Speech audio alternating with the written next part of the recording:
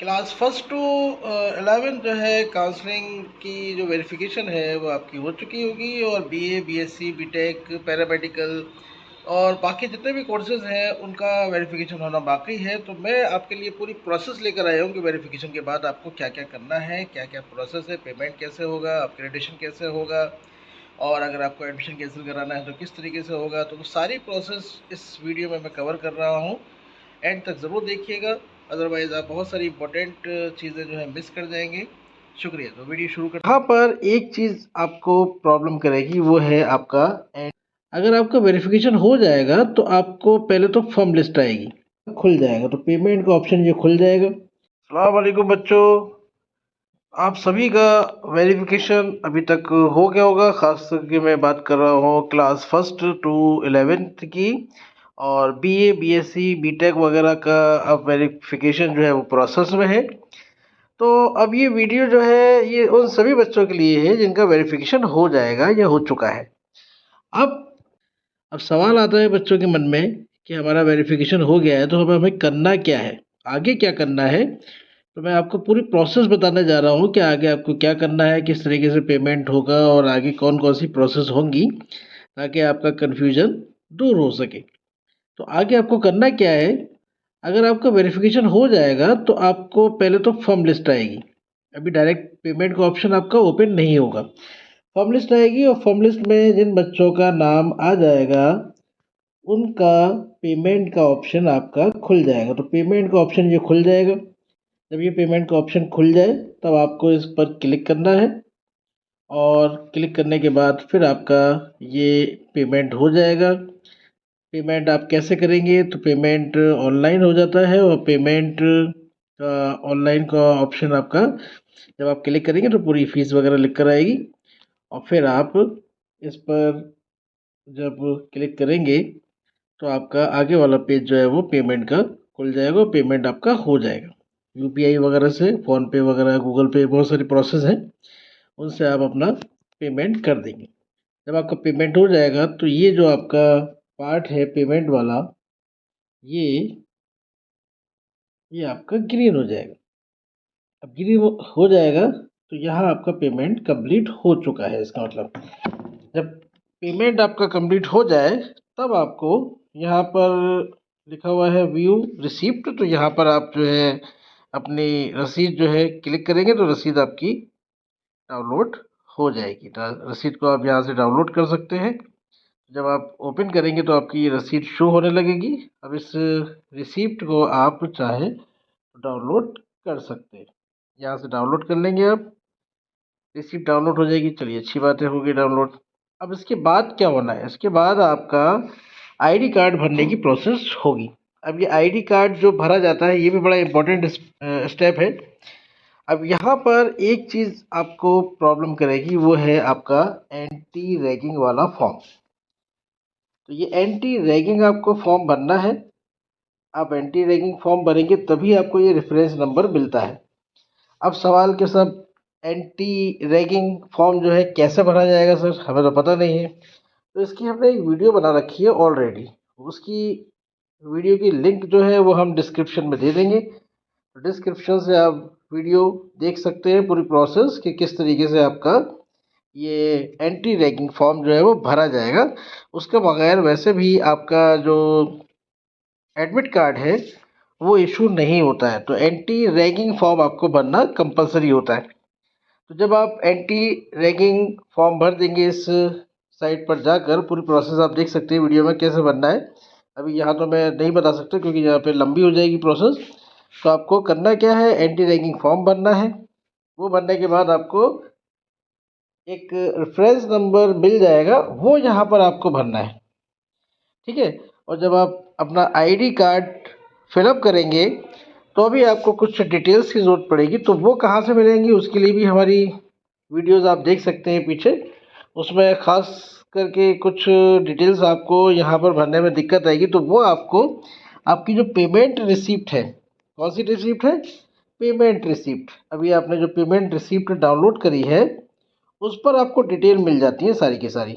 तो आपको टेंशन लेने की ज़रूरत नहीं है। बहुत सारी डिटेल आपको आईडी कार्ड में भरनी है, जो आपको कहाँ मिलेंगी, वो आपकी पेमेंट रिसिप्ट पर मिल जाएगी। तो वो आप वहाँ से ले लीजिए और अपना आईडी कार्ड फिलअप कर दीजिएगा। ओके, जब आईडी कार्ड आपका फिलअप हो जाएगा तो एडमिशन, जैसे कि यहाँ पे लिखा हुआ है अंडरटेकिंग सक्सेसफुली, यहाँ पर आपने जो एंटी रैगिंग की अंडरटेकिंग भरी है वो आपकी सक्सेसफुली सबमिट हो चुकी है, अगर भर दी होगी तो आपने। अब यहाँ पर अगला जो प्रोसेस है वो है एडमिट कार्ड डाउनलोड करने का।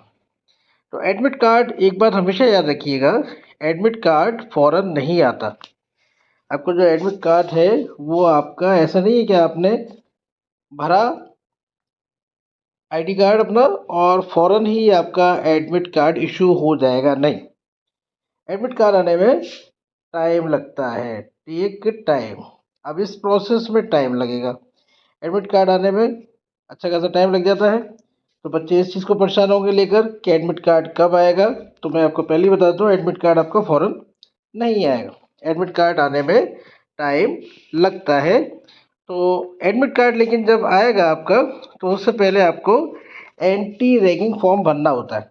तो इसलिए मैंने आपको बताया एंटी रैगिंग फॉर्म कैसे भरा जाएगा, उसकी वीडियो आप ज़रूर देख लें। और एंटी रैगिंग जो परफॉर्मा है वो भरेंगे, उसके बाद ही आपका एडमिट कार्ड इशू किया जाएगा। जब आपका एडमिट कार्ड इशू हो जाएगा तो उसमें हॉल वगैरह का डिटेल होती है कि आपको कौन सा हॉल मिला है, उस बुनियाद पर आपको हॉस्टल अलॉट होते हैं।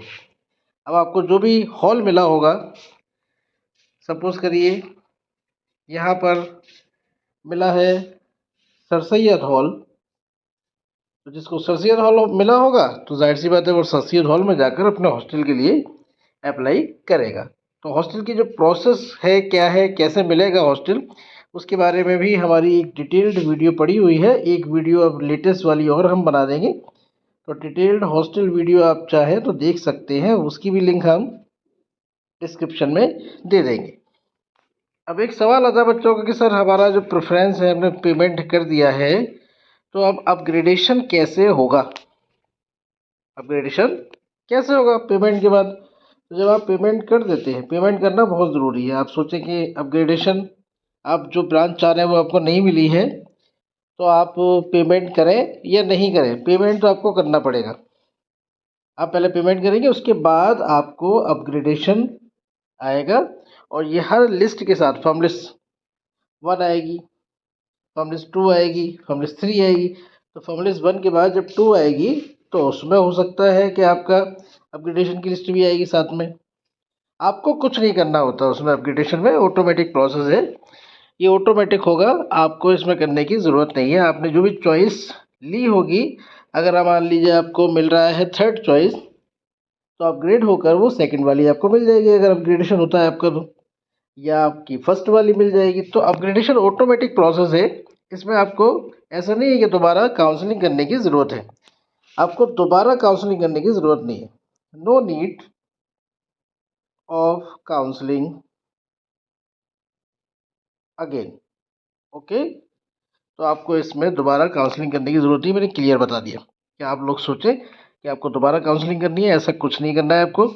बस आपको वेट करना है, लिस्ट जो भी आएंगी उसमें आपको देखना है कि आप अपग्रेडेशन लिस्ट जब आई है तो उसके अंदर आपका अपग्रेड हुआ या नहीं हुआ। ओके, क्लियर है, आपको समझ में आ गया होगा क्या प्रोसेस है। नेक्स्ट आखिरी है कि बहुत से बच्चे जिनको उनका मनपसंद कोर्स या ब्रांच नहीं मिल पाती है, फिर वो कहते हैं कि भाई एमयू छोड़ दें, हम एडमिशन कैंसिल करवा दें। तो इसका भी ऑप्शन आपको मिलता है, आप चाहें तो अपना एडमिशन कैंसिल करा सकते हैं यहाँ से। उसकी प्रोसेस है, उसके लिए एक वीडियो हम अलग से बना देंगे कि कितनी कितनी फीस रिफंड होती है, कितनी कटती है, उसकी वीडियो हम अलग से आपको बता देंगे, तो वो आप उसको देख सकते हैं। तो उम्मीद है आपकी पूरी प्रोसेस आपको समझ में आ गई होगी काउंसलिंग की शुरू से एंड तक, कि वेरिफिकेशन के बाद करना क्या क्या होता है। अब मैंने आपको इसलिए पूरी डिटेल आपको दोबारा से बता दी है।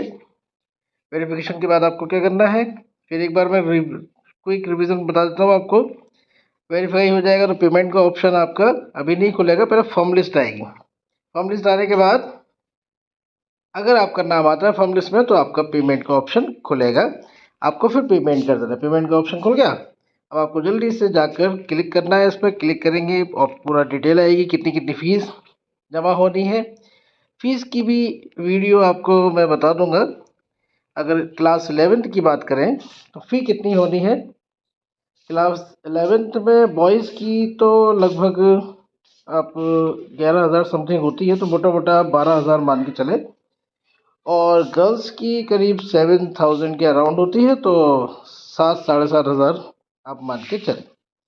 ठीक है। और अलग अलग कोर्सेज़ की अलग अलग फीसेस हैं, उसके लिए मैं डिटेल आपकी एक वीडियो वो भी बना दूंगा, तो वो आप देख लीजिएगा, आपको पता चल जाएगा कितनी फ़ीस है। तो इस तरीके से फ़ीस आपको पेमेंट करनी है यहाँ पे। जब फ़ी पेमेंट हो जाएगा आपका, तो आपको रसीद डाउनलोड कर लेनी है अपनी, और रसीद डाउनलोड करने के बाद फिर आपका ये ग्रीन हो ही चुका होगा आपका। उसके बाद आपको रसीद ये आप डाउनलोड कर लीजिएगा। रसीद डाउनलोड करने के बाद आईडी कार्ड का आपका ऑप्शन खुलेगा। आईडी कार्ड जैसे मैंने आपको बताया, एंटी रैगिंग आपको फॉर्म भरना पड़ेगा। पहले एंटी रैगिंग फॉर्म आप जब भर दें तो उसका रेफरेंस नंबर जो है वो यहाँ डाल दें। बाकी डिटेल आगे हमने फॉर्म नहीं दिखाया पूरा खोलकर, लंबा फॉर्म है, तो आपको सारी डिटेल डालनी है। ब्लड ग्रुप डालना है, माता पिता का अपना नाम डालना है, एड्रेस डालना है, वगैरह वगैरह। तो उसमें कुछ ऐसी डिटेल भी होंगी जो आपको आपकी पेमेंट स्लिप पर मिल जाएंगी। ओके, तो वहाँ से पेमेंट स्लिप आप डाउनलोड कर लीजिएगा, उसमें से देखकर भी बहुत सारी चीज़ें आपको भरनी है अपने आईडी कार्ड में। एडमिशन कार्ड जैसे मैंने पहले ही बताया आपको, एडमिशन कार्ड आपको याद रखिए अभी नहीं इशू होगा, उसमें टाइम लगता है, क्योंकि उसमें हॉस्टल हॉल वगैरह अलॉट होते हैं, उसमें टाइम लग जाता है। तो याद रखिए कि एडमिशन कार्ड में टाइम लगता है, उसमें आपको टेंशन लेने की ज़रूरत नहीं है। आपकी क्लासेस भी स्टार्ट हो जाएंगी, उसके बाद भी अलॉट होते हैं एडमिशन कार्ड। ठीक है ना। तो जब तक एडमिशन कार्ड अलॉट नहीं होगा, आपको नहीं मिलेगा, तब तक आपको हॉस्टल भी नहीं मिलेगा। ओके, तो ये मैंने आपको पूरी प्रोसेस बता दी है। अपग्रेडेशन के बारे में मैंने आपको बता दिया है कि अपग्रेडेशन की प्रोसेस क्या है। ऑटोमेटिक प्रोसेस है, आपको इसमें कुछ करने की ज़रूरत नहीं होती है, ऑटोमेटिक आपका अपग्रेडेशन होगा।